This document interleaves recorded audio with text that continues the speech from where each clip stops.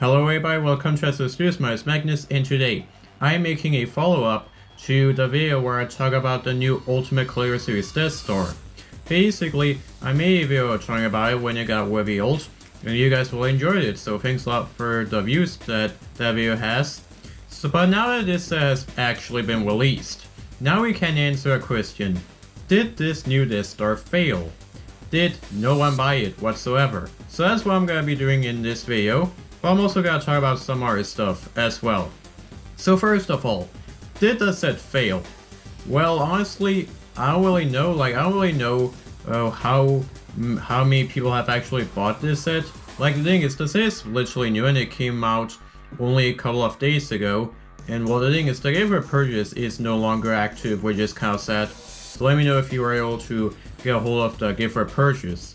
I'd be interested to know. By the way, apparently I've watched some YouTube videos talking about this set, and apparently some people believe that the store isn't complete without the gift for purchase, which is kind of interesting to me, because I do think it looks kind of alright without it. But again, that's just the other people's opinions, you know? But now I also learned something else, and that is apparently LEGO actually wasted some of the budget for this set on some things that they probably shouldn't have spent their money on. So basically what happened was apparently some minifigures don't have leg printing, like C3PO apparently doesn't have leg printing, which is kind of weird. But another thing that's worth mentioning is the fact that Luke Skywalker and Obi-Wan Kenobi apparently have new face prints, which is kind of interesting. Like, I don't know why you need new face prints given the fact that, well, they do already have face prints that would fit them, so why give them new ones?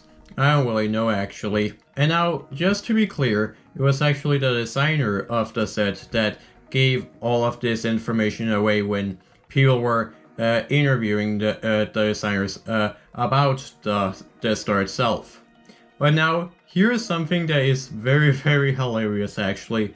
Apparently, LEGO decided to spend most of the budget on this Death Star, or at least some of it, on giving the stormtroopers new face prints. Like, what? Why do you give the stormtroopers new face prints when you're literally never gonna see them? Unless you take off the stormtrooper helmets, that is. But like, when are you gonna do that? I do not know. So why do you give the stormtroopers new face prints? That does not really make any sense. Like, why would they do that? So, as you guys can see, they did waste some money on stuff that could probably have gone into making this thing a little bit better, honestly. Like, they did not need to give the stormtroopers new face prints. They did not. But yeah, now I've gotten that out of the way, I also want to talk about some of the comments that you guys sent me on that original video. So let's talk about them. So first of all, Floor Pull, or actually those are zeros, but he basically said this. It would have been really cool to see something similar to this Star 2, and I do agree with that, but the diorama style of the set is starting to grow on me. So apparently the diorama style is actually growing on you, which is kind of interesting. And I do agree that the diorama aspect is a cool concept, but now if I'm being completely honest with you guys, I do not really think it is a good idea to have this set, the most expensive LEGO set, be basically a diorama. Like, I think it definitely should have been the Death Star 2, or at least something similar to it.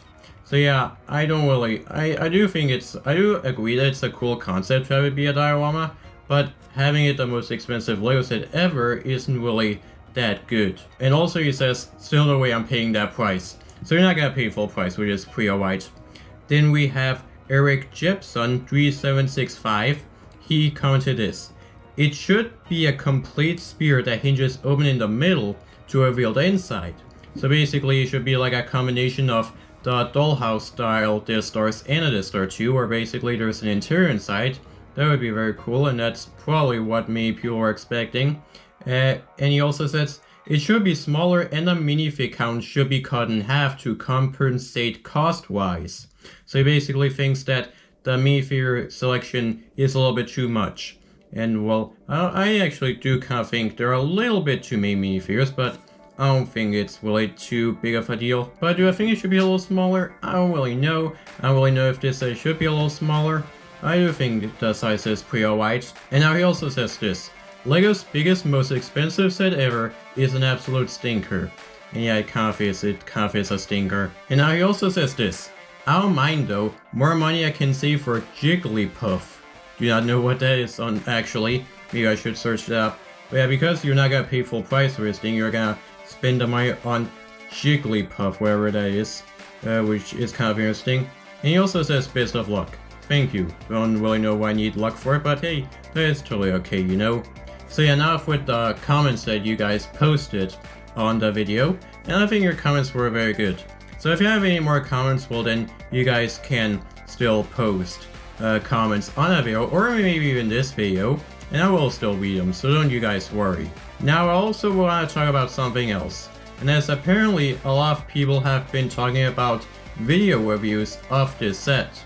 You see, there is this network that is called the LEGO Ambassador Network, and basically what happens is you can basically have your YouTube channel recognized by a LEGO group as official fan media, and that means you can get some LEGO sets for free for early review. And I think that is a cool concept, you know?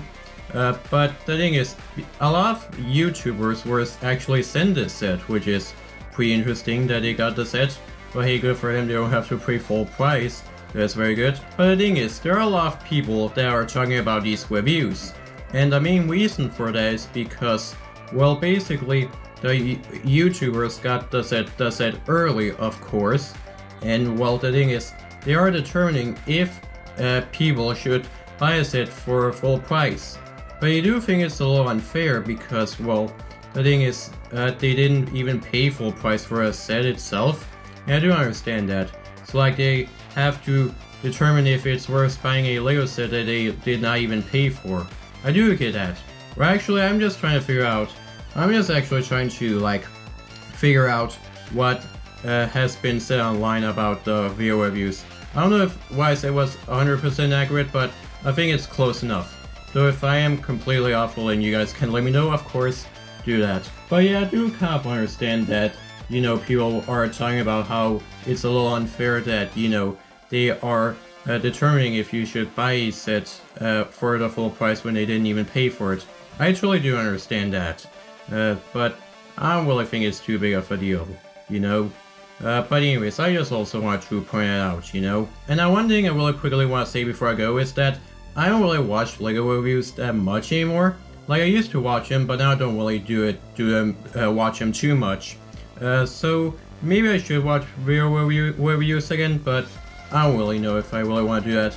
Like I remember when I was driving home from school, I would always watch LEGO reviews. I used to do that. But I kind of stopped actually before the series even started, which is kind of interesting. So I guess kind of a new era started where I kind of slowed down on LEGO reviews. You could say that. But I just wanted to point out as well. But anyways, that was it for this video. I just wanted to talk about the Death Star again now that the set has actually been released. And of course you guys can let me know if I got anything wrong in this video, because well, it is okay to correct me. It is totally okay. But yeah, also let me know if you are one of the people who have bought a set, and maybe I'll make another one where I can really determine if the set did fail, because well, some time would have passed and the set would have gotten a little bit more of a longer life shelf. So maybe I should make another video about this set. We'll see about that.